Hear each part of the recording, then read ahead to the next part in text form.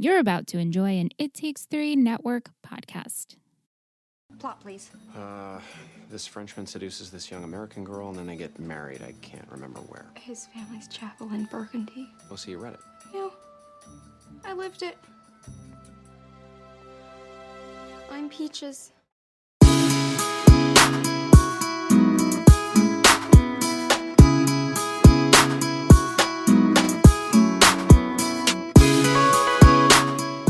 Welcome back to Let's Talk OC, an OC podcast. I'm Michelle. And I'm Liz. And this week we're discussing Season 4, Episode 10, The French Connection. Original air date, January 11th, 2007, written by J.J. Philbin and directed by John Stevens. Henri Michel, Taylor's ex-boyfriend, is in Newport promoting his erotic novel, A Season for Peaches, which is about Taylor, and the whole town is reading it. Taylor assures Ryan that with Henri being here, he has nothing to worry about, but Ryan doesn't agree.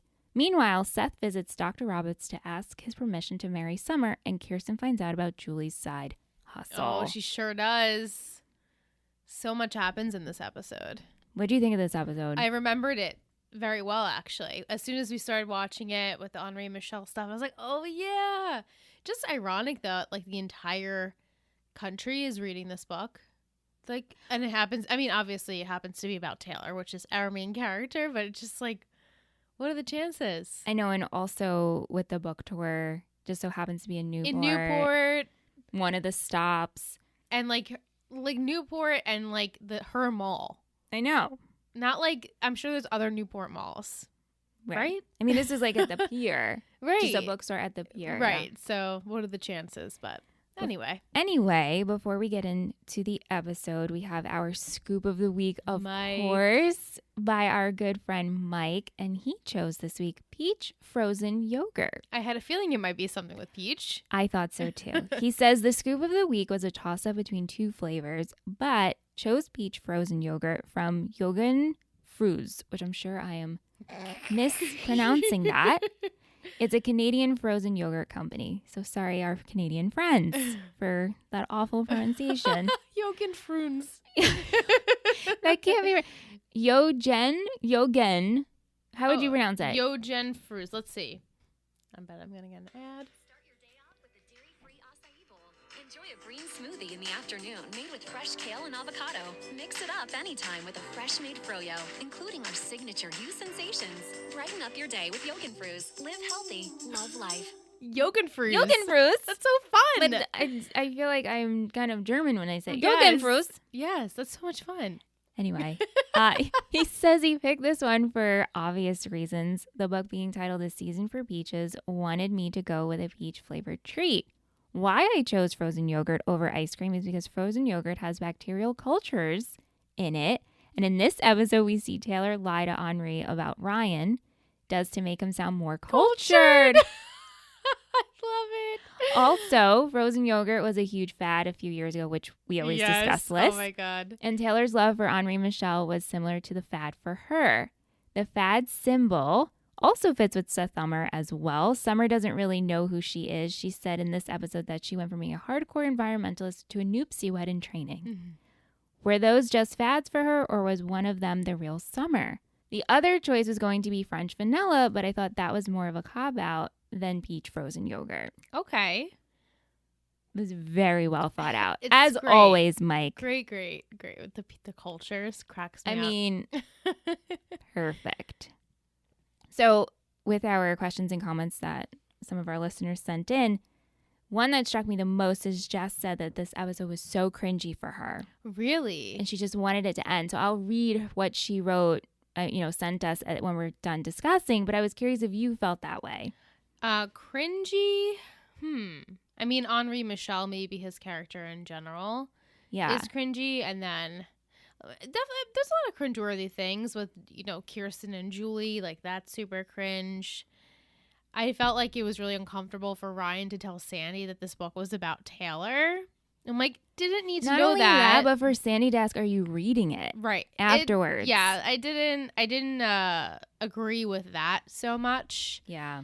And also, Caitlin Will, for obvious reasons, freaks me out. So, The more you dig, the more you yeah, realize. Thanks, Jess. I really am, I'm reaching here, but it did feel a little uncomfortable. Yeah.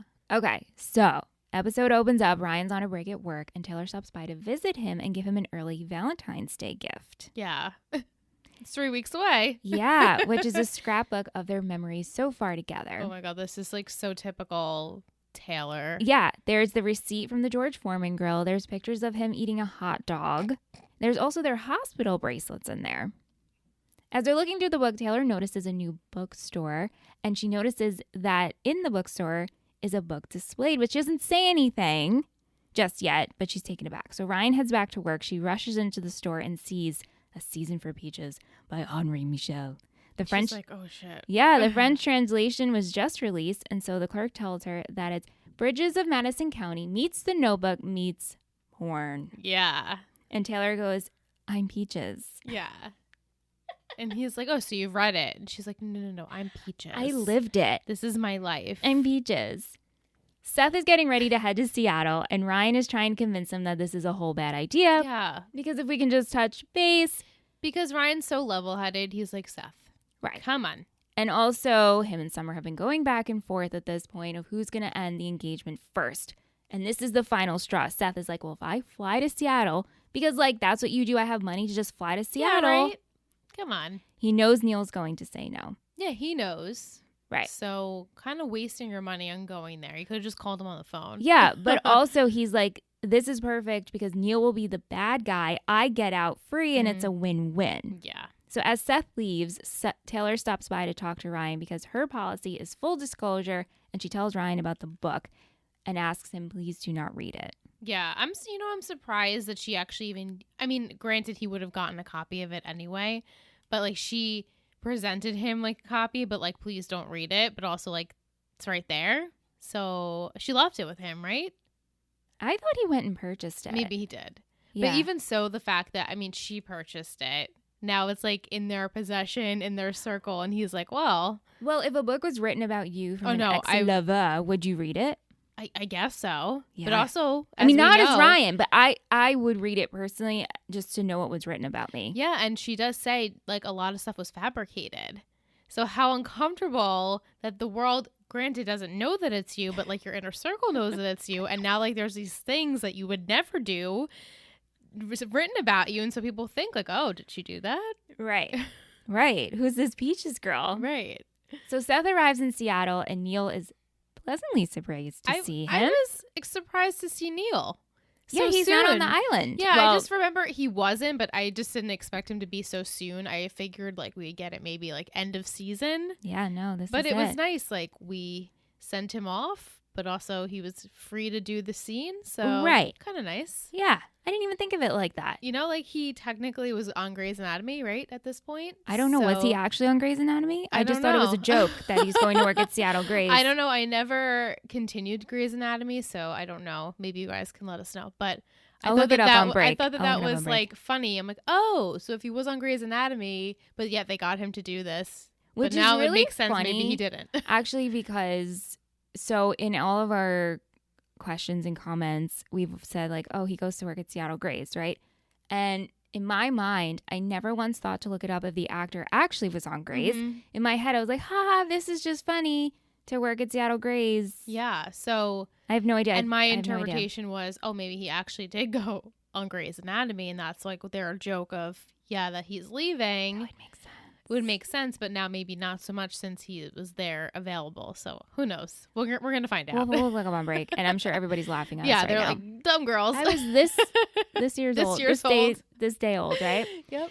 Anyway, so Neil is happy to see Seth, and he thinks he's there to play golf with him, which first off is super cute that they're at this level. Yeah, I'm glad finally. But Seth tells Neil that he wants to marry Summer.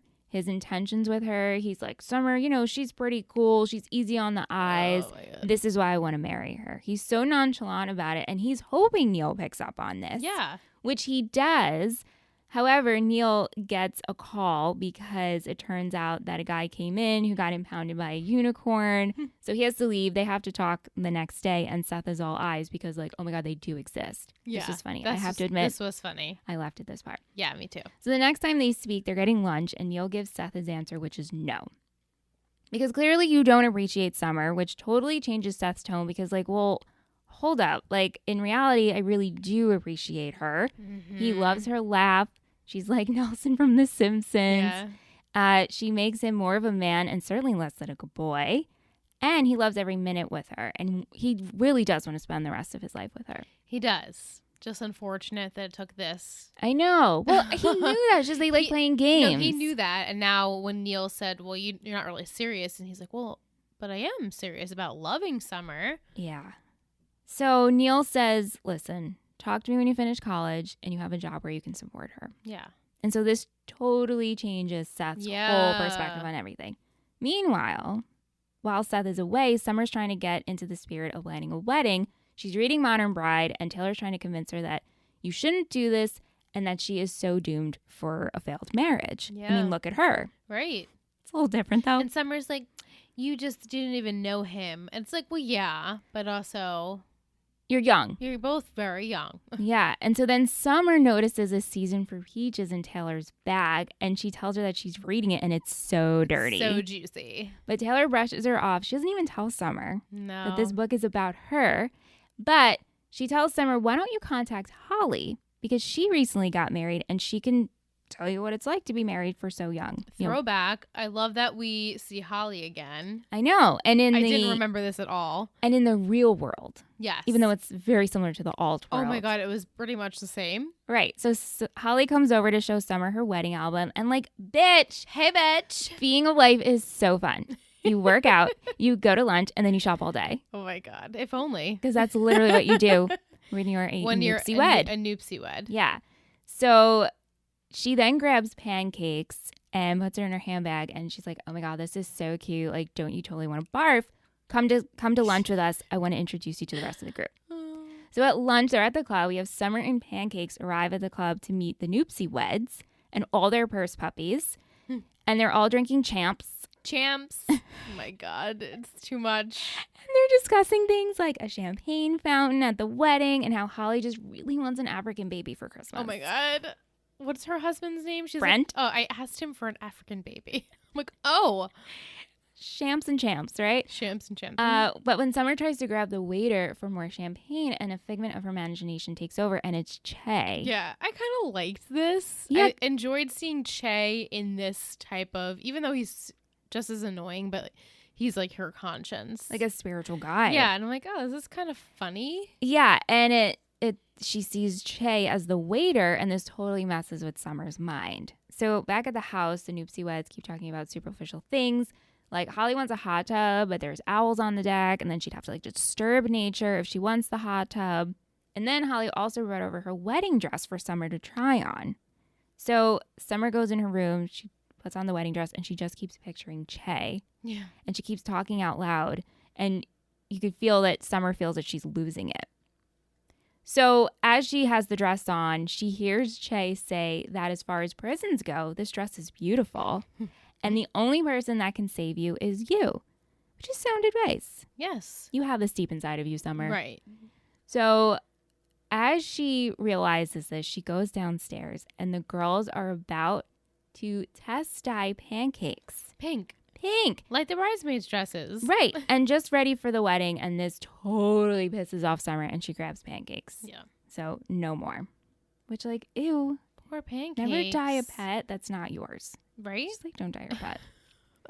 One time, actually, fun story. Sam, maybe you remember this. She wanted Kino, our golden retriever, to be green for St. Patrick's Day. Yes. And she just put food dye, and he was green for like weeks. Yeah. It was so ugly. It was green on a golden.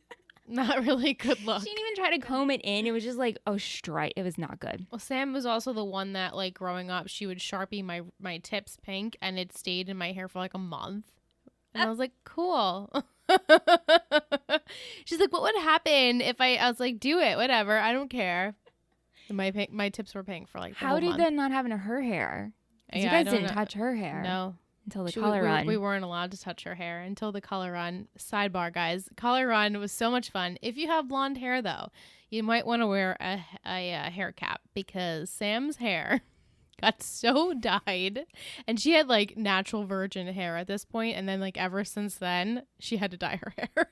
And there's a picture. It just would not come out. Sam in the tub and Liz with Dawn and ketchup. And ketchup because it was supposed to take it out, but yeah, we didn't prep well for that. Oh. My hair is darker than hers, but it was dyed for a while after that. It was fun though. Sam's so much fun. virgin hair. Yeah, good times. That paint was like, yes.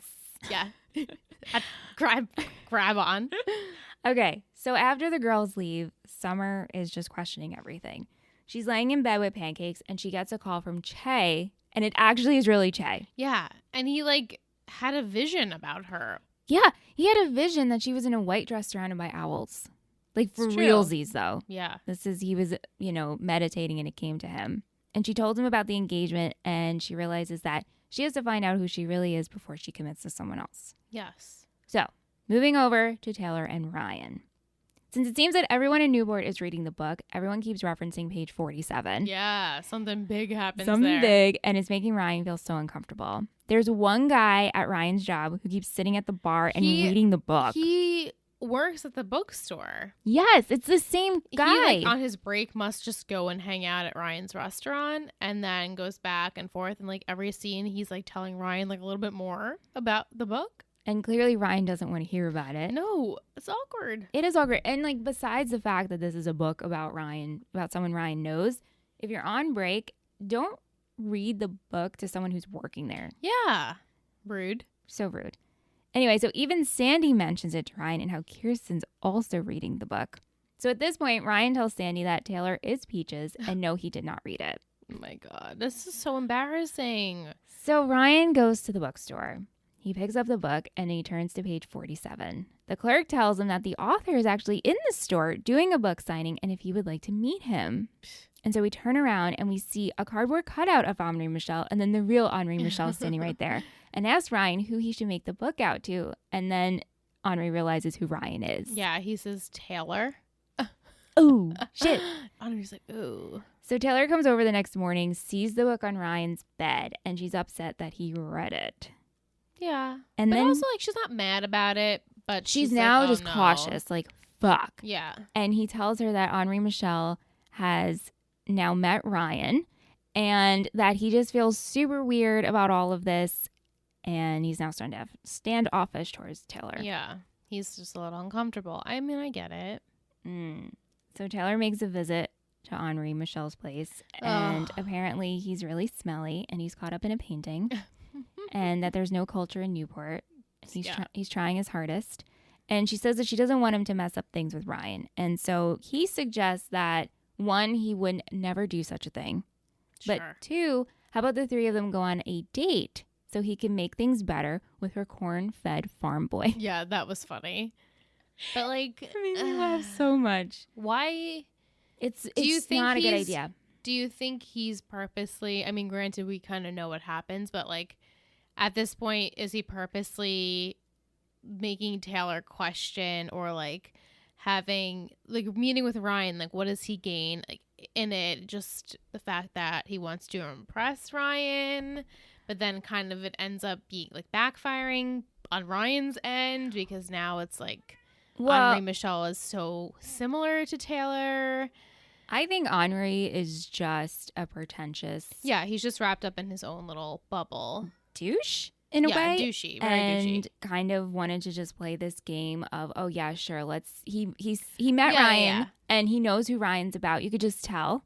And so it's kind of well, let's see how He's this goes. yeah, let's all get together. I'll apologize. He'll see I'm a nice guy, but also I'm an asshole. Right. So they go on the date and he mentions how he's going to be on Je Pense, which is a literary Charlie Rose, and Taylor has been on there before. Yes. And so the two of them are going on in conversation about writings and the show, and it's clear that Ryan doesn't fit in. And so he leaves and he tells Taylor that turns out he's not okay with all of this as he thought, and he needs some time. Yeah, but also like he feels really insecure. Well, yeah, of course. His excuse, it was kind of an excuse, even though I'm sure he felt it. Like, I don't, I'm not comfortable with it, but also it's like, well, I don't really feel it fit in here. Like, you can't what do contribute. I have? Yeah, like what do I have on Henri? Right. And so he talks to Sandy about that because Sandy catches him reading French philosophy.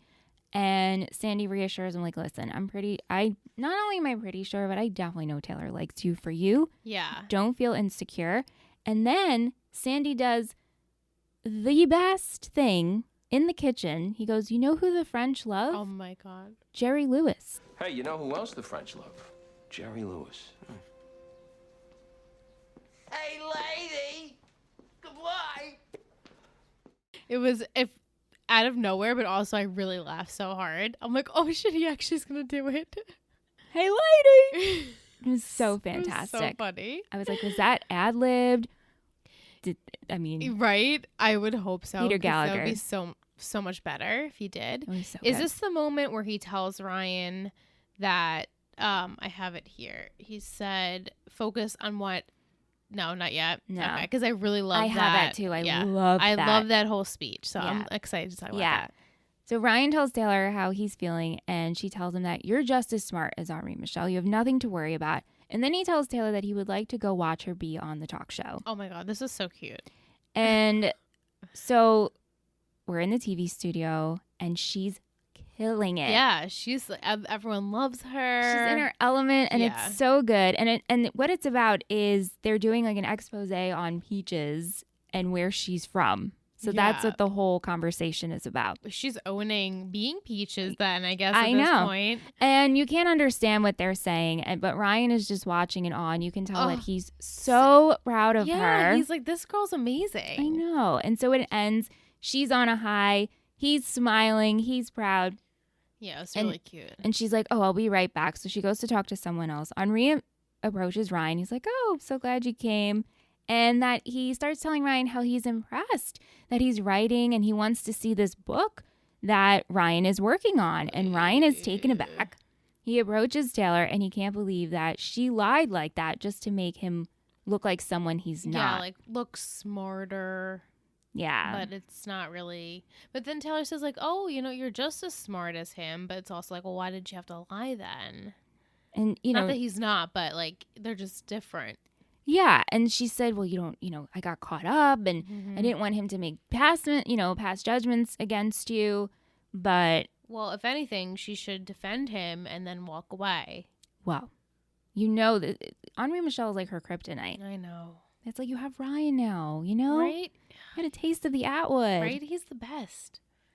All right. So things are heating up with Julie and her prostitution ring. Yeah. She continues to hide what she's doing from Kirsten, but it's getting really sloppy. And Kirsten is really getting suspicious about it. Mm-hmm. And so she has a talk with her how she noticed on New Year's Eve, and she doesn't outright say it, but she's like, I don't want you to jeopardize what you're doing. I don't want you to lose everything, knows, Julie. But she doesn't want you to regret your decision. And I think at this point, Kirsten's trying to get Julie to admit to something. Right. And like, I'm not going to be okay with it. So Right. just know now this is going to jeopardize your career. And now is the time. If something's happening, say it before I have to dig. Well, Julie continues to deny it. And when they're having their meeting, their office phone rings. So Julie gets up to get it.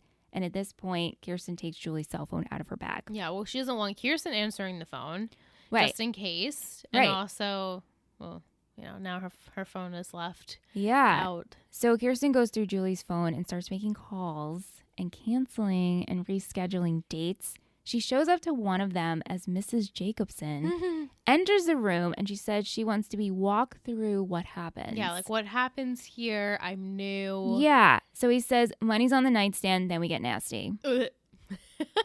So she's like, oh. And she handles it like a champ, but she makes up a lie how she has to go to her car to get some toys. And he's like, toys. Cool. Oh, okay. Didn't know that was part of it. So Kirsten meets with Julie, tells her how she knows. She's upset with her and kicks Julie out. Yeah, she was pissed. And then she says, I'm not going to call the police. I'm not going to tell Sandy, but you're on your own. Mm-hmm. Yeah, you deserve it. She shouldn't have let it go on this long. And like, she was not going to do it. And then Frank gave her those books. Right. And so Frank was like, you should do it. You can make a lot of money here. You remember like last episode, like, Julie was not going to go through with it. Yeah. And she's like, no, I'm done with that. I'm just getting over it. And Yeah. Frank's like, well, consider it. And then gave her the kiss, which was like the okay to do it of like, wow, I'm swept up in this. That's the only thing I can imagine, And then Spencer, he's so like good at manipulating it all. So she was like, all right, it's easy money. Right. Things continue to brew between Caitlin and Will. They decide that they're going to have a hangout date at Caitlin's. So they're watching Cops. Julie comes in at one point and acts all mom, saying they look real cute together. Yeah, she's so obnoxious. But Caitlin doesn't want to admit that it's a date, and she asks Will if he wanted to go smoke. Yeah, he's like, I can't believe you're enjoying this. And she's like, oh, it's better if you're high. So I'm like, wait, is she high right now? I think she was like, hey, it'll be better if we smoke. If we smoke. And he doesn't understand how this is not a date. Like, we're watching TV, we're hanging out, we ate. What else happens on a date? And that's what she said. Like, those are the qualifications for a date. He's like, but we did all that. So it's a date. And now he's totally turned off because he thought this whole act of hers was just for school. But it turns out that she's like this at home too. Right. So it's just her. Yeah. It's just how Caitlin is. It's just Caitlin's personality. But Caitlin realizes she screws up. She talks to Julie, and Julie makes Caitlin realize that she really likes him because he's dorkalicious. Oh my God, the dorkalicious. So later at the school's clothing drive, Caitlin tells Will that she really does like him. She's sorry for messing up. She even sees Daryl and Bill, the two homeless guys from Thanksgiving, and he's actually surprised that Caitlin knows who these guys are. Right. And they're going to try for another date. Sure. Whatever. I'm like waiting. I'm like, when does Will leave? I know he's not here that long. No, it seems soon, right? Maybe like one more episode. Right. So to wrap things up, Seth gets back from Seattle and he goes to talk to Summer and says that Neil didn't give permission, but hear me out. We don't have to get married today. It just can be someday. Which, great. And super sweet. Very sweet. I was like, okay, great. You realize that. But now he's like, keep the ring. Like, let's just stay engaged. She's like, but no. Yeah, here's the thing. Summer says, yeah, I realize some things too. I have no idea who I am, and I can't be committed to someone until she knows herself. And she gives the ring back and says, not now. Maybe someday we'll need it. Maybe someday. She doesn't even say, like, but down the line. She says maybe, which is not really reassuring. But it's just like exactly what they didn't want to happen. They hurt each other's feelings, and that's, what happened. And it just so happens that they have really opposite revelations here. One of them's like, yeah, let's just do it anyway. And then Summer's like, but no, this is not the right thing. And also, I think deep down Summer knows that Seth is endgame. It's just, I can't be engaged to you right now. No, we're too young. I don't know myself well enough. We're not ready. And it has nothing to do with you. It has to do with me. Like, I totally get what she's saying. I totally get it. Yeah. And then, of course, that's, like, upset. Well, I mean, of course. Yeah. I get that, too. Yeah. Yeah. Meanwhile, Ryan is outside by the pool house by himself, and Sandy approaches him and asks how he's doing. And he says that him and Taylor are just too different. Yeah. And how he looks at Kirsten and Sandy and that they're so in sync. And so Sandy says, well, it gets complicated, but you can either focus on what separates you or focus on what holds you together. I loved that. And he says, too, like, Kirsten and I have been together a long time. It took us a while to figure out our groove in a relationship, how we complement each other. Like, just like what they said last week, like, they're yin and yang. Mm-hmm. What one has, the other one doesn't, and etc. So I just really liked this speech. Yeah. So like real and like resonated so well with me. I'm like, yes. Yeah. Same. So and true. We've, as a viewer, we've seen Sandy and Kirsten's relationship for 3 years now. Yeah. Look at all the shit they've gone through. Yeah, and just the 3 years we've known them. Right. Like known them. And clearly they always focus on what holds them together. Yeah. Which is great. I love that scene. Mm-hmm. So after that talk, Ryan's in the pool house. He's looking through the scrapbook that Taylor made him. And we have this scene. It's like a fake out.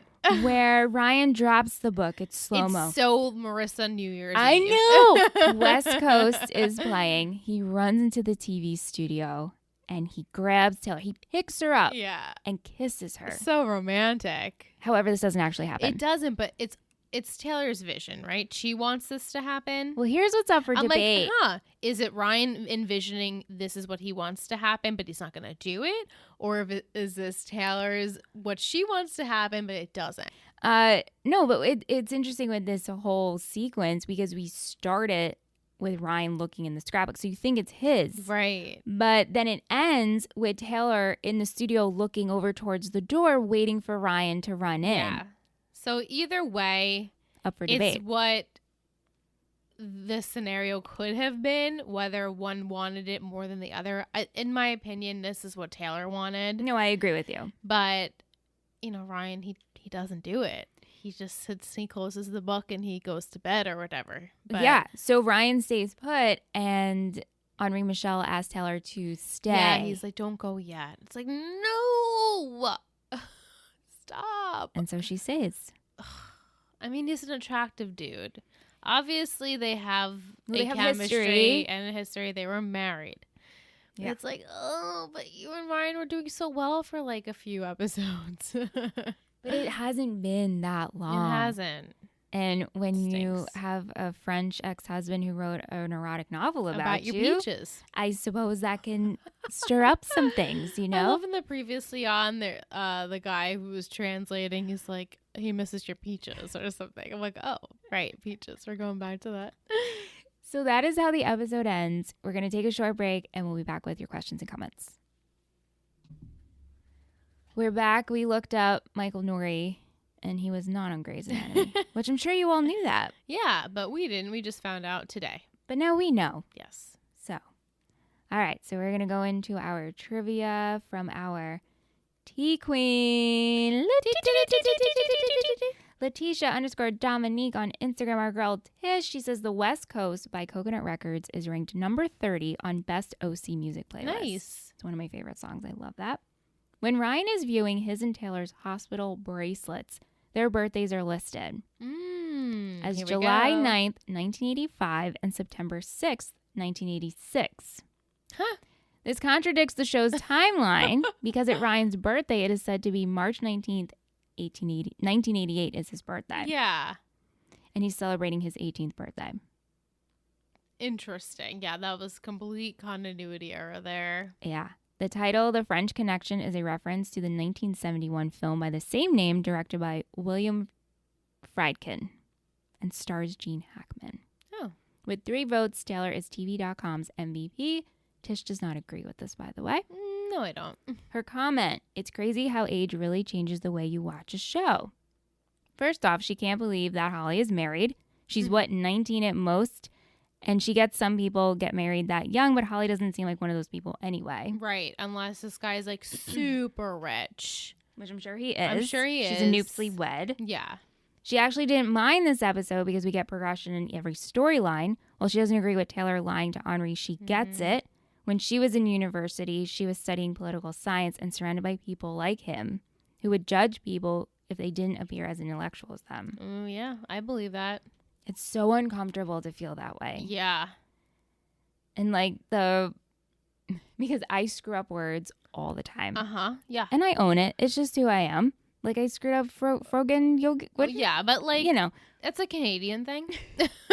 We're not from Canada. Sure, but I do it all the time. And so then to be judged for it sucks. Yeah, it totally does. Yeah. She says it's nice to see Ryan and Taylor slow down this episode and actually evaluate their relationship. It just seems so rushed. So she's excited for where this is heading. Yeah, because Ryan even says like, oh, you knew this was us. Like, we're different. So it's like they kind of knew this was their issue, yet they didn't really address it yet because, I mean, they've only been dating for like a few weeks. Right. Also, she's really glad that Summer called off the wedding, but she's actually going to do the work. And so she can be in a place in marriage down the road. It's great. And then she says, random question, but who's giving Holly and Summer alcohol when they're 19, 20 at most, isn't the legal drinking age 21 in the U.S.? It's like we're back in Gossip Girl world this week. I was wondering that too, and I don't know if it's because it's the yacht club and they just know them. Yeah. Yeah, we always question the drinking age on these shows. Yep. Just they're very lenient with lax. Yes, lax. Yeah. Thank you, Tish. Moving over to Jess at Mrs. Boquist. She says there's a goof. When Seth goes up to Seattle, there's a shot of the city skyline with a Space Needle in the foreground and the Kingdome in the background. The Kingdome was imploded in 2000, and there was now 2 stadiums in its place. Oh. The Kingdome later appears in another skyline shot. That's funny. Dr. Roberts said he was thinking of working at Seattle Grace Hospital. However, when Seth walks down the hallway with him, there is a sign for Washington Mercy Hospital in the background. And then the hospital that he works at is the same fictional hospital as in Grey's Anatomy, which again, we just spoke about. Because we're like, we are confused about it. She feels that this episode is so incredibly cringy, like we said at the top of the show, and was so ready for it to be over, which Jess, like I said at the top of the show, I'm glad you said something because now I'm just reevaluating this whole episode. There were definitely parts that I laughed at, but definitely parts where I was like, ooh. Yeah. I feel like throwing the bullet in there and it would have been like, oh, man. You have a home run. Yeah. 3 weeks from Valentine's Day mean it's still January, so they've been dating for just over a month, and she already made him a scrapbook. Yeah, I mean, this is Taylor. It's so Taylor. And that made me cringe because it's like, no, Taylor, don't be like that. She also you can't change her. Right. She also commented on the fact that Holly is married and only happened a year ago. What is this, One Tree Hill? And she said she's so over the Seth and her storyline. Yeah. Seth really annoyed her when he first talks to Neil, but glad he became more serious with the talk when they had the next day. And she can't wait for this story to be done. Same. I cannot wait for it to be over. And then why did Taylor need to lie to Henri Michel about Ryan being into French philosophy? Yeah, it hurts. It hurts. Yeah. But thank you, Jess. Thank Appreciate you. all that commentary. Jillian at Jillian Loves Beyonce, our girl Jelance. She says Holly's return is iconic and everything she wanted. So true. West Coast is still a classic. Chris Brown, as a nice guy, doesn't age well. No, it doesn't. Taylor, go with Henri Michel and leave Ryan for me. Oh, yeah. Agreed, Jillian. Thank you, Jillian. Mike, our scoop correspondent, Del_Vasto on Instagram. We saw Taylor trying to convince Ryan into talking to Frank, but how do you think Marissa would have handled this situation if she was still alive with Ryan? Well, I would hope she would be just as supportive as Taylor. I foresee that in her path. She probably would have said the same thing. Like, hey, you only have one dad. Right. Mine's not here either. He's not the greatest, but I still love my dad, and you should embrace that, even though it's a tricky situation. Yeah, and I think she would have been one to push it more because she's all about giving people chances. Yeah. Second and third and fourth chances. Yeah. Was this season for Peaches the idea of 50 Shades of Grey? When did 50 Shades come out? Much later than that, right? When do you I think? Say it was like 2012 or something like that. Maybe even later. Let's see. 2011. Oh, I was close. Yeah, so this inspired 50 Shades. For sure. Yeah. And then he says, just a side note, but does anyone sing the song Peaches and Cream by 112? Yes, one of my favorites. I almost thought Mike was going to go with Peaches and Cream for his ice cream flavor. It could have, I thought so too. That could have worked just nicely. Yes. Yeah. I live for that song. Right. God, man. I think when that Now song 5. came out, I was in the junior high, so I was 13. Yeah. Wow. It's a good song. It's a good song. So Summer's saying no to Seth. Is that a real no? Or was it I want to marry you a someday? I love Hayden Sawyer. Oh my God, I'm right? loving these One Tree Hill references Me tonight, too. guys. But she said maybe, like, to her. But then again, like, she is so young. She's like, who knows what the future holds? We are so young. Who's to say down the line we would get married? Like, she's just not that confident in it, which I understand because she's young. And I also think the whole someday thing is like, I don't want to date anybody else. It's not even about dating anybody else. I just have to do my thing. I still want to date you. Right. And She said that, like, I'll talk to you tomorrow. It's Yeah. not like we're breaking up here. No. Yeah. Anyway, he says, since the two of you discussed a Team Frank versus Team Bullet, I was wondering, how do you guys rank Julie's partners from worst to greatest? Oh, my God. Do we have a list of all of Julie's partners? Well, no, but I mean... Greatest? I mean, I want to say Jimmy.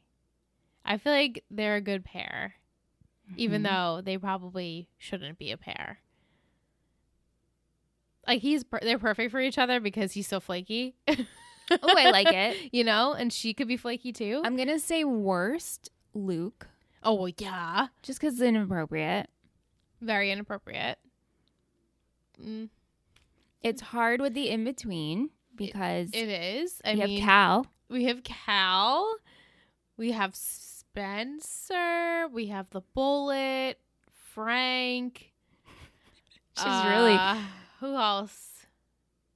I feel like there was some other people in there.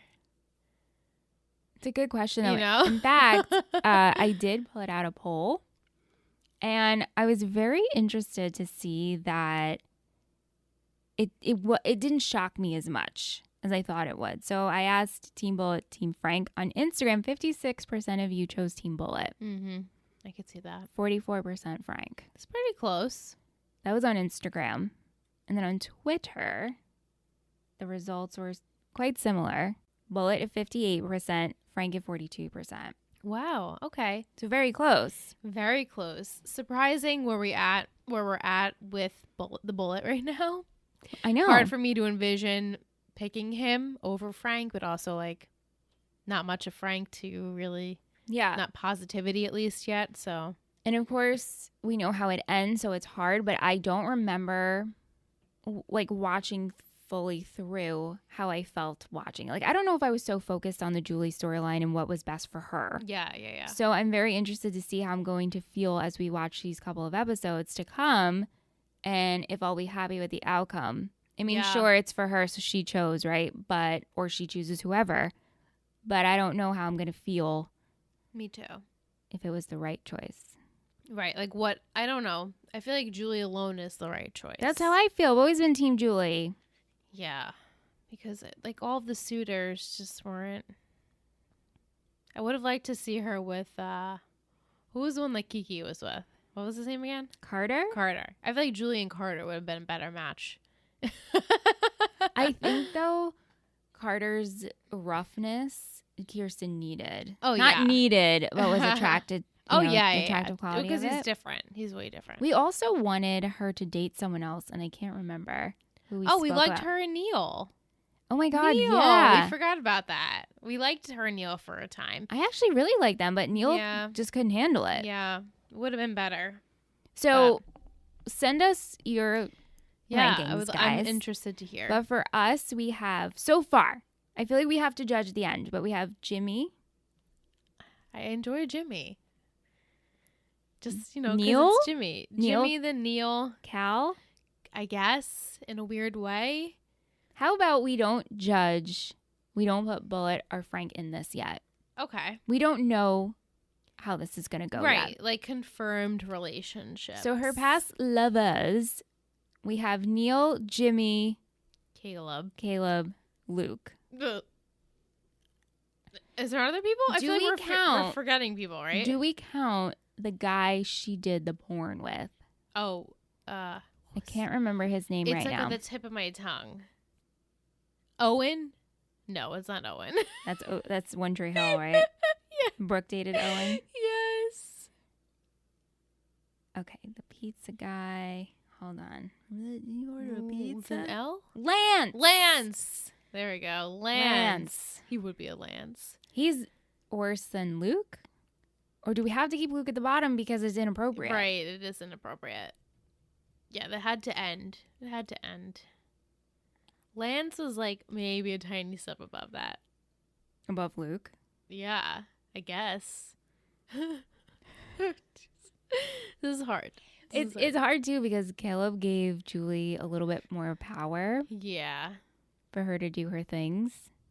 It's a fun question, actually. It was fun. We'll think more about it. But send us your thought out list. As you can see, Liz and I were on our feet when we did this. And if you have, please give us all of the data because I feel like we're maybe missing people. She had that one, but we didn't see them go anywhere when Kiki and her started catering business, and the guy invites them over, and Kiki thinks he's going to serve food, and he's like, "No, I just want to go on a date with you for like $5,000."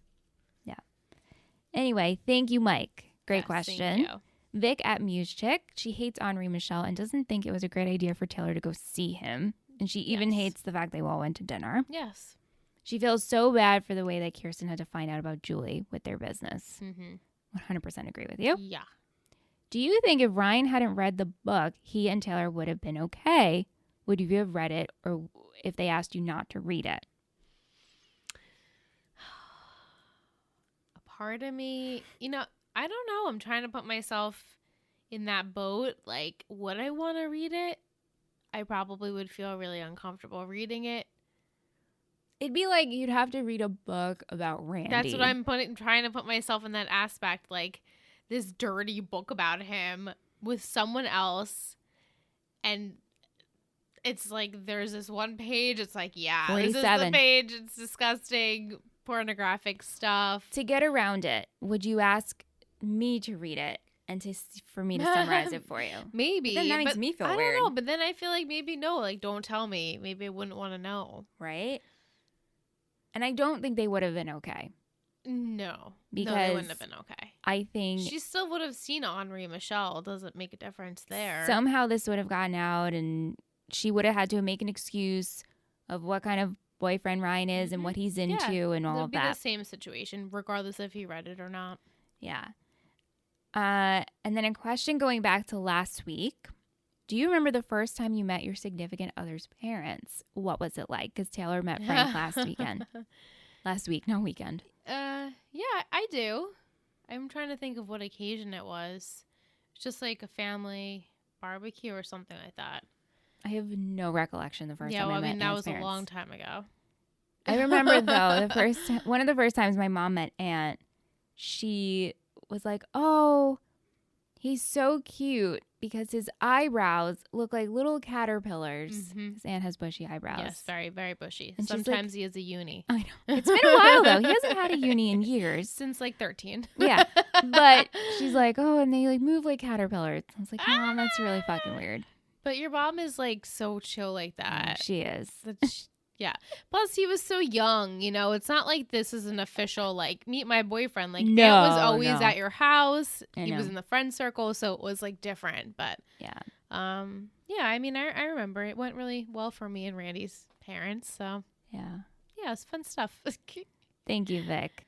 We got an email from Lexi at Lexi Silverberg blog. Ooh, fun. Yeah. Would you think the scrapbook from Taylor is sweet or too much?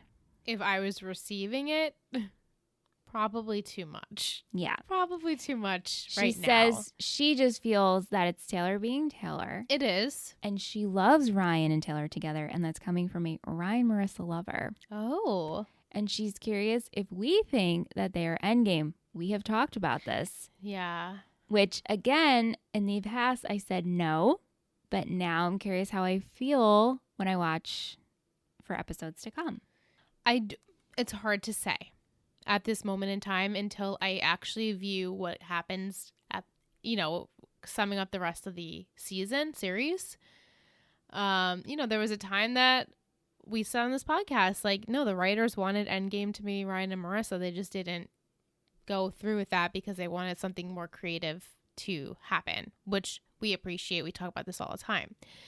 So I don't know if they're Endgame at this moment. Maybe after dark we can discuss a little bit more. Right. But, it's hard for this standpoint right now to predict the future of Ryan and Taylor. It is really hard to predict. Especially if it's so up in the air and they're so fresh and new, and we're doing this really with 6 episodes left, like, oh my how are you going to develop a relationship and say, yeah, this is Endgame in 6 episodes?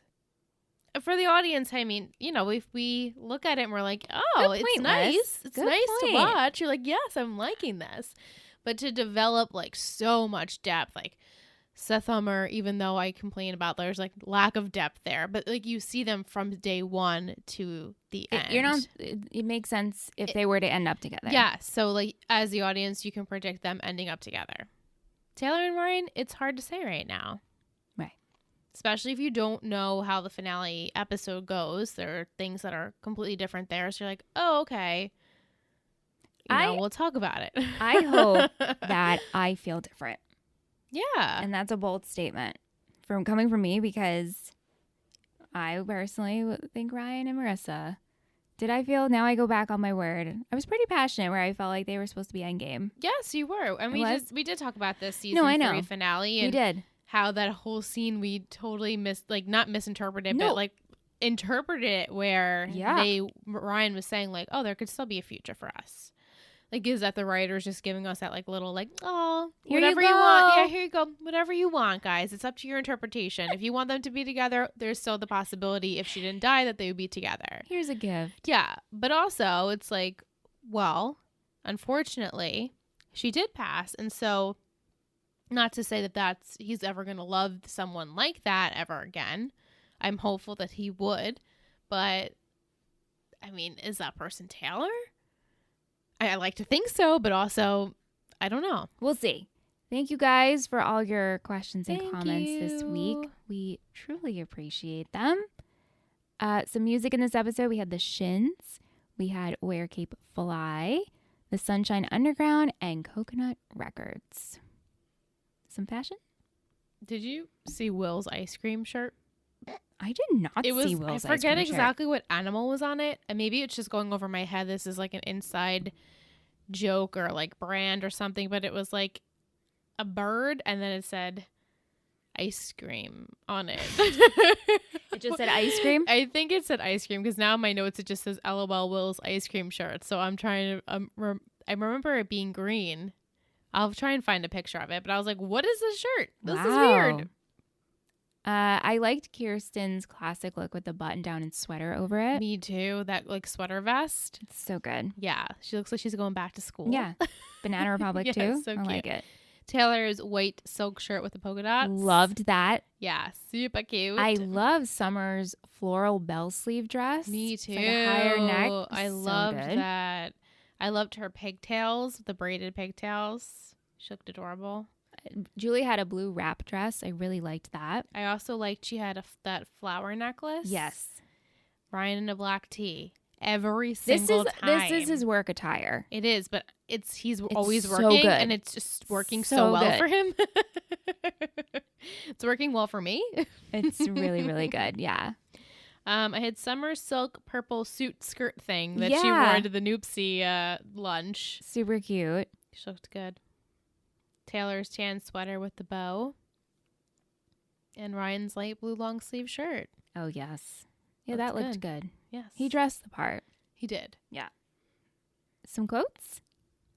You know when you have the perfect present and you can't wait to give it to them? That's what I have. Dirty hair scarf smells like brie. That's Henri Michelle. He doesn't surf and he doesn't play water polo. Ergo, Dorco. The Lukes. Yeah. I have no intention in stealing back peaches, although they are looking ripe today. Oh my God. Yeah, I had that too. Oh my God. Look how ripped my arms were, Holly. This winter clothing drive is salting my game, Caitlin. Another one from Holly. So cute, I want to barf. Che, that's amazing. I'll leave you guys something ASAP. I have that too. There's a man who's been impaled by what appears to be a unicorn. Everyone is different. It's what makes the world beautiful. That guy, toys. Sweet. Or Summer. African babies. Toys. Sweet. Oh my God. Is this where we give our Taylorisms? So yes, let's give our Taylorism. Okay. Taylor. Taylor. Ah, that Taylor. I was up between two. I had the end of her speech where she's like, and there's one of you finishing a hot dog. But I also liked, I'm Peaches. Mine was, Ryan, even if I was that limber, you know I would never do that in the channel. I get that it's not true. She's so funny. so good. All right. So smile counter. I think I had 5 or 6. I had 5 too. Okay, it's hard for me to see the little lines Yeah. here. Last week, I think Vic sent us what she had for last week's episode. It was like 15 or something. Oh, no. So I can't keep up with that. I think, this is just one of those little loosey-goosey. segments. It's up for interpretation. Yeah, I mean, sometimes he smiles more in an episode than he does in another episode. Right. That's it. Yeah. Too funny. All right. MVP and shittiest. Okay. Yeah? Yeah, I'm good. Okay. 3, 2, 1, Kirsten. Sandy. Oh, she was a contender for me, but I picked Sandy because I felt like I just loved his daddy moments in this episode with the Ryan advice and just with the impression. I cracked up. That alone. Yeah, that alone gave it to me. Yeah. He was so positive, like a breath of fresh air. Everyone else, and I did appreciate Kirsten for like saying to Julie, like, no, fuck this. So Vic and Jess also chose Sandy just for them. Nice. He gave great advice, me a good soundboard. I chose Kirsten. I was just so proud of her this episode. Yeah. Like, you should never go behind your business partner's back. Like, it'd be like if I stole your cell phone, like a business, like that's right. Like, but like if you good. were like felt something was up, that it was doing something shady with our business. Bus, and you're not Julie Cooper. But I'm not Julie Cooper. But also, like, it's our baby. You want to take care of it, right? Of course. And the fact that she goes to meet the guy, she knocks and she like goes to walk away. I know. She didn't. I don't know if she necessarily 100% knew what she was. She didn't. Herself into. She's like, why am I here? Why is this like, not what we signed up for? And you knew the moment Julie got the call from Spencer or saw Spencer, and he was like, they canceled. Like, she's like, who could have? She's like, my phone has been missing for 2 days. Ooh. Yep. Yeah. I did like Julie in the sense in this episode where she was just funny towards Caitlin and being the mom and all that. Yeah, but she was like Julie. Oh, she's she like was the mom from straight Mean up Girls. Julie. Like, you need a condom? Okay, let me know. I need some drinks. I'm a cool mom. I'm a cool mom, exactly. Yeah. She's like, Caitlin, you like him. Oh my God, you guys are so cute together. It's like, Julie, parent. Your kid is crying for help here. Yeah. Do you have your shittiest? Yes, I do. All right. 3, 2, 1, Julie. Yeah. So there we go, right? Going into that. Yeah, I had to give it to her for being shady behind Kirsten's back. Like allowing this to continue for so long and then just not owning up to it. And then with the whole phone situation, Kirsten took it and then you didn't know where it was for 2 days. And like, I would be super suspicious. Me too. And I'd she be was like, oh shit. And she was so shady with her books in the meeting. Kirsten saw her hide books. Yeah, away. She did. She like locked it in a cabinet. It's like, why do you have to hide that from your business partner when you're all supposed to know what's happening? Right. You didn't appreciate it. Vic chose Henri Michel. Oh yeah. And Jess chose everyone else. Yeah. I mean, you definitely can't give it to Taylor for the lying with the Ryan situation. I wouldn't necessarily not give it to Ryan. I felt like he pretty much handled everything well enough. Yeah, I don't think Ryan was that shitty. No, and this then episode. Seth and Summer, whatever. The typical. But I'm glad Seth came around. Me too. Seth's sincere. I love a sincere Seth. Me too. I wish we just saw more of it. Yeah. Like we're getting older now. Should evolve with your audience. I mean, it was good that we, like I said this like last week or a couple episodes ago, like Seth started out good. He really did. And then the whole game thing happened. And that's just like, but Summer also got caught up in that as well. She did. I think things are about to turn for those two. I hope so. Because now it's like, oh, is our relationship in jeopardy? Yeah. Although next week, oh gosh. It's an episode. Okay. But you'll hear the haiku when we get there. But first up is Patron of the Week. Yeah, Patron of the Week. It's Patron of the Week. It's Patron of the Week. It's Patron of the Week. Who will it be? It's Patron of the Week. This week I chose a very special patron. Her name is Chloe. Chloe. She's our cutie pie. I named her this quite a while back We had a giveaway with her this past month for a Gossip Girl themed giveaway. She made us scrunchies and headband, which are so super cute. If you saw it on It Takes Three Network, you were like, oh my God, it's so cute.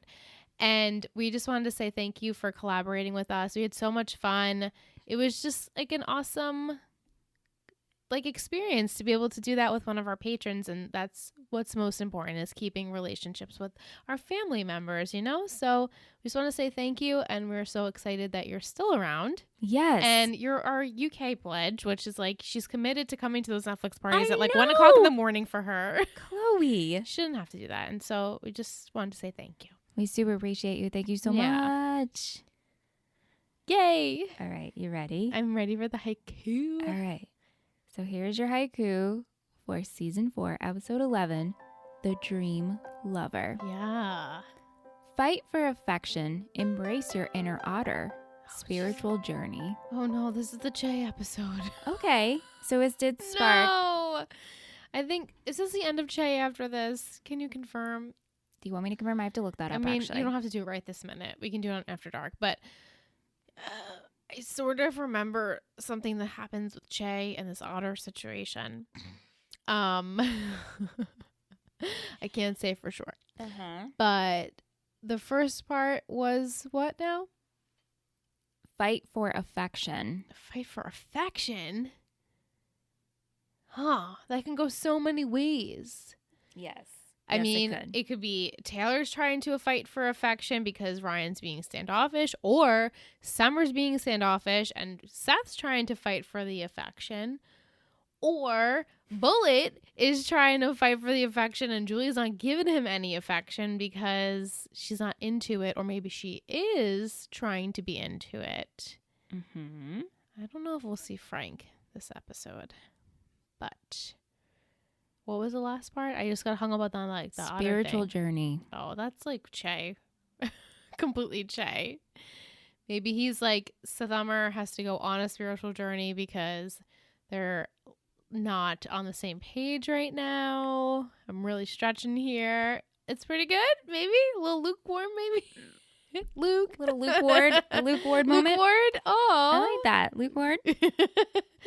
That's fun to say, actually. Yeah. Yeah, I feel I hope I'm wrong that this is a filler episode. But what's going to make it extra special is that we have a patron on, right? We do. I'm so excited for that. So one of our patrons will be joining us in the guest spot like we had Jess on for the Christmas I'm very excited. And that's one of the fun perks we have over on our Patreon. So you can head over to ittakes3network.com and you can see all of that. And if that interests you, take a look around. Yeah, we got some fun stuff over there. We do. Episodes go up early. You can be a patron of the week. We have birthday club, Netflix parties for Gossip Girl. Which really, those are so fun. Yeah, we started a Topic Tuesday a few months back, and that's been really fun getting to know everyone and conversing on different topics that you normally wouldn't discuss with people. So that's been fun. Yeah. It's a good old time over there. We're just we're one big hug. I just love everyone, and everyone loves each other, and everyone's so sweet. And if you come on, everyone's like, welcome. And I swear, again, we're not culty. We're not culty. I know, because sometimes I hear us, I'm like, wow, we really sound like a cult. Yeah, then I'm like, welcome. Or welcome, family. We're so excited to have you here. I hope you enjoy your stay. It's well, no, we truly appreciate every person. Yeah, no, regardless really if you stay with us for a month or you stay with us for years. I hope you all feel like we love you equally. Yeah. Because we do. We do. Yeah. 100%. And we appreciate your support all the time. Yes. But Liz, you did a good job on your haiku. Thank you. I tried. That brings us to the end of the French Connection. Do you know we got another Apple Podcast review? So I'm going to read that to you guys. So exciting. And this is like Christmaka all the time. And I'm so excited. So if you are an Apple Podcast listener and you haven't yet and you're considering it, please think about leaving us a review, rating us 5 stars. When I tell you, it makes us so unbelievably happy. Yeah, it really does. I squeal. Yeah. I send it to Liz.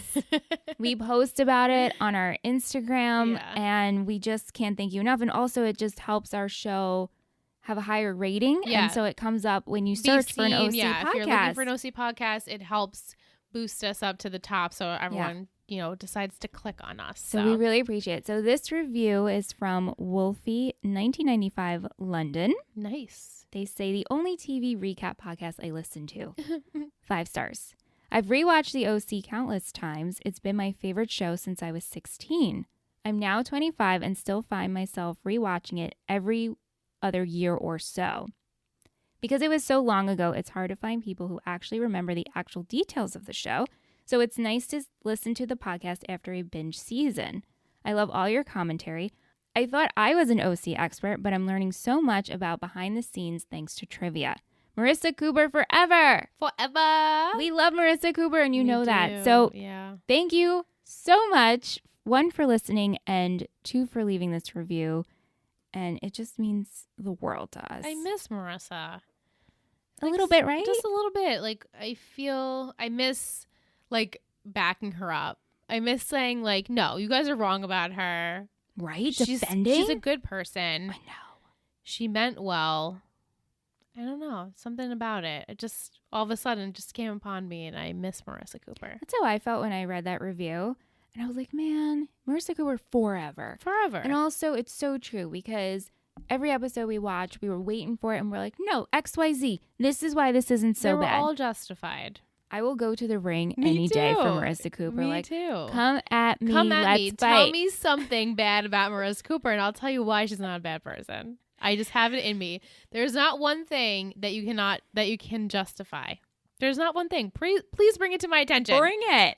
I dare you, because I would love to have a great Let's Talk OC. It'll be a battle, like ding, ding, ding, ding. Yeah, but also like we love you. No, fun for stuff. sure. And it's just it's full for fun. It's just for funsies.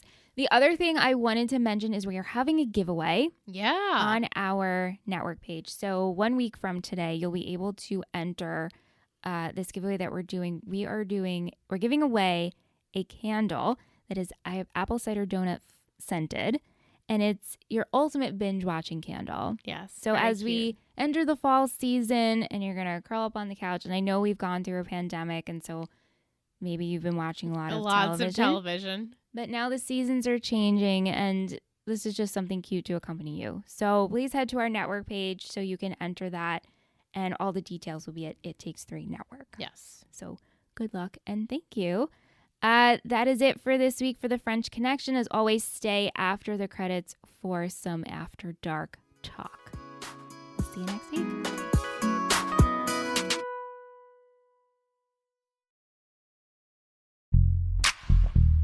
After Dark. After Dark. Let's talk OC. Let's talk OC.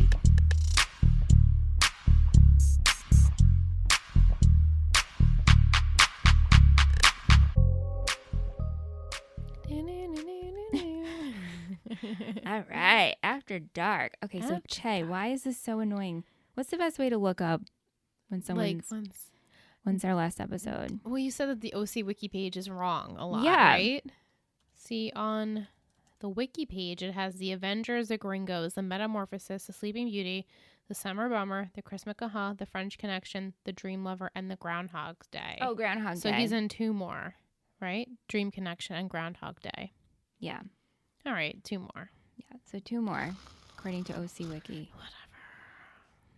He really didn't annoy me in this episode because he wasn't really a present character. He was like a figment of Summer's imagination, and I liked that. And I really liked at the end, I wish I would have said this during like regular episode, but when he calls her, and it seems as though they have like a conversation for hours, and like she seems happy. Not that like obviously anything's gonna happen there, but like to have a friend who just understands another part of her. Nice to a part of her that nobody else really knows at this point.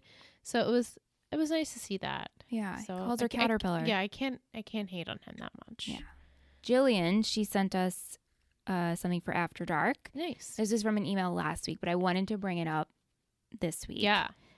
Since I didn't get her notes for last week's show. So I apologize about that, Jillian. But she says that, I know that Julie has grown a lot, but it seems completely old school Julie to be attracted to a man who lies that convincingly and manipulates his child like that. She's talking about Frank. Mm-hmm. I understand her rationale that everyone makes mistakes and people change, obviously. But statistically speaking, betters don't change, and someone as evolved as Julie would not stick around to find out if he's actually changed. Also, isn't it gross to have sex with the biological father of the love of your daughter's life?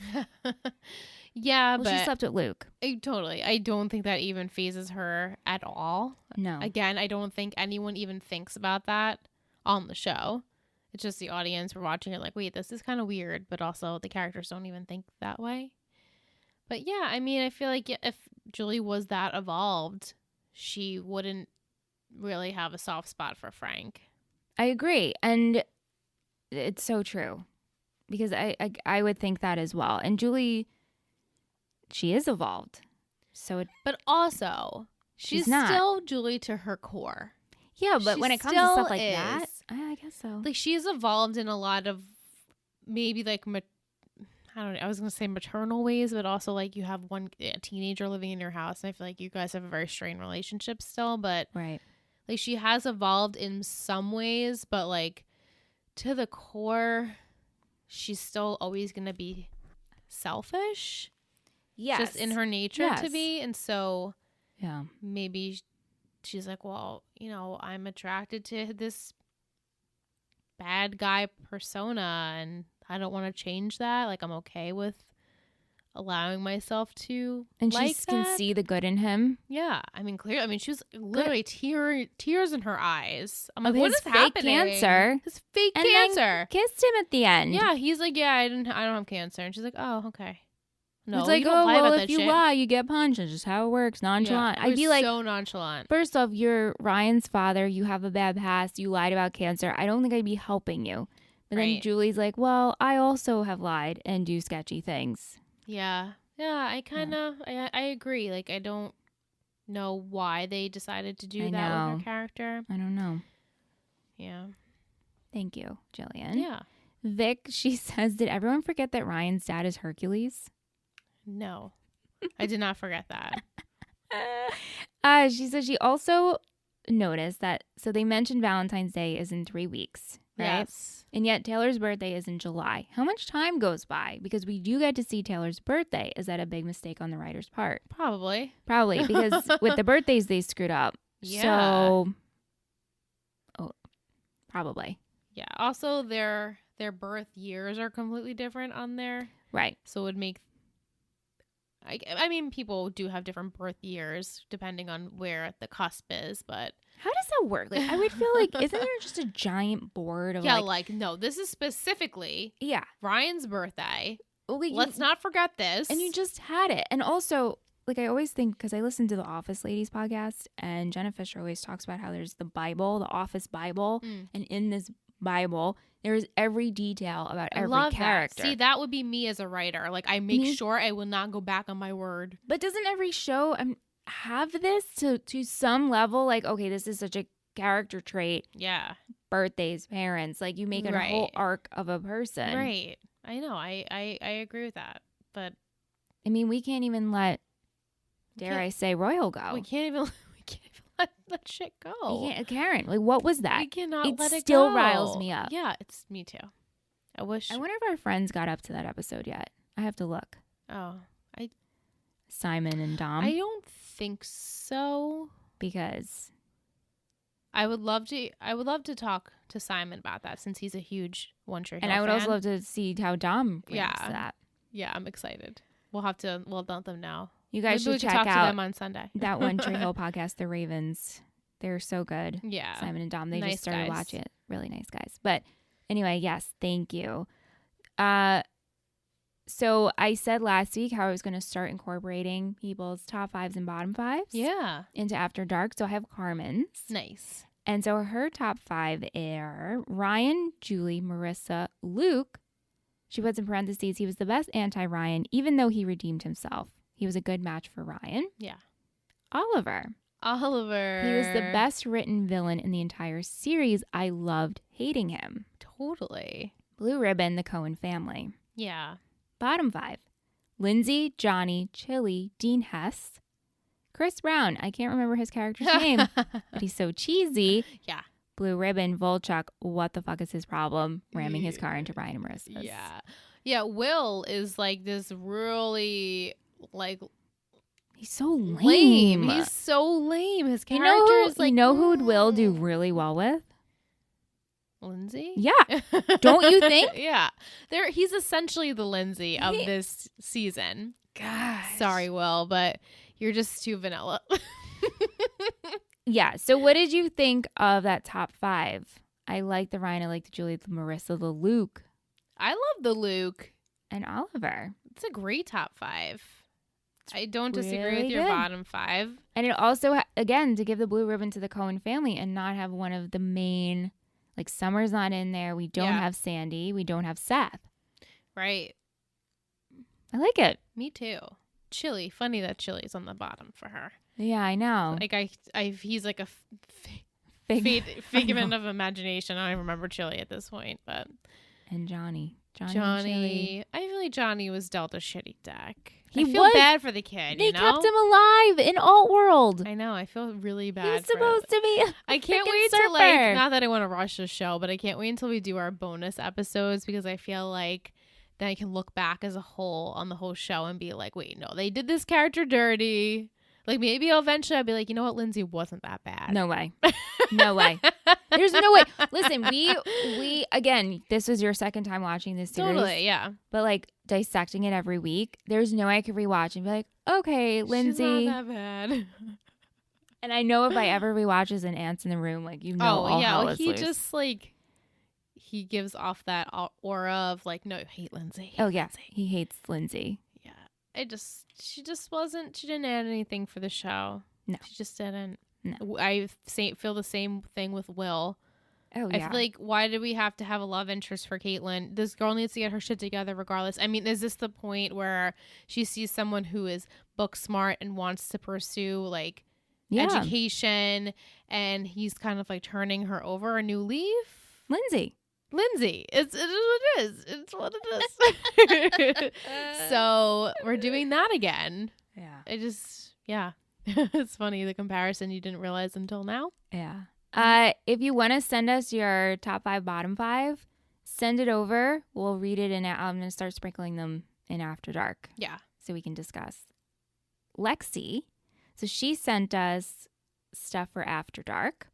And she says, you totally don't have to share, but we will. I figured I would send because I love the score of the show so much. So she says, I never heard any OC fans talk about the score in the show. Did either of you pay attention to the instrumental moments? Season 1 and I believe 2 just hits the nostalgia different. His name is Christopher Ting. And she sends us a clip. So I'm going to post all the clips of the scores that she's talking about on our Patreon. This will be up for everyone.